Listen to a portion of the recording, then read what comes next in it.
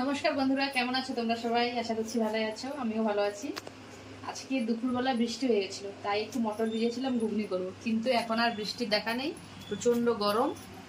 আর রাতের মেনু হচ্ছে একটু ঘুগনি মুড়ি আর একটু চপ বানাবো।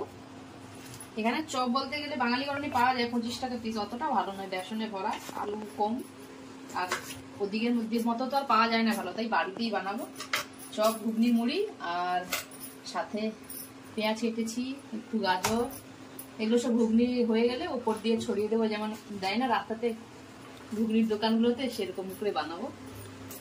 আর সাথে ডিম সিদ্ধ বা ডিম ভাজা। আর আমি কাল থেকে যে বলছি যে ওর আবার আলাদা মেনু, মুগ ডালের কচুরি। দেখা যাক ওটা হয় নাকি, ওটা আমি বানাবো। এগুলো করে উঠি, তারপরে তুমি রান্না করে ঢুকবে, যে যার ডিপার্টমেন্ট আলাদা। ঘুগনি হয়ে গেছে তোমার?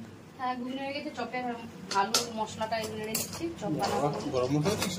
হ্যাঁ, আমি কিন্তু শিয়াল থেতো করে জিরে আর এলাচ, গোলমরিচ আর লবঙ্গ একটা একটা করে থেতো করে দিবা। আচ্ছা, নিজের মশলা। হ্যাঁ, ঘুগনিটা দেখি। কি সুন্দর সেরে উঠছে। দেবে এগুলো এখন এগুলো কুচানো হবে তো।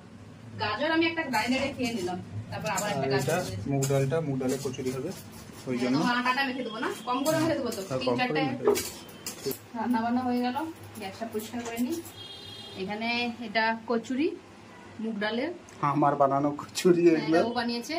আর এটা পেঁয়াজি হয়েছে, বেসনটা একটু বেঁচে গেছিল, তার জন্য পেঁয়াজি করে নিয়ে আছে। একটা চপ, সব রেডি।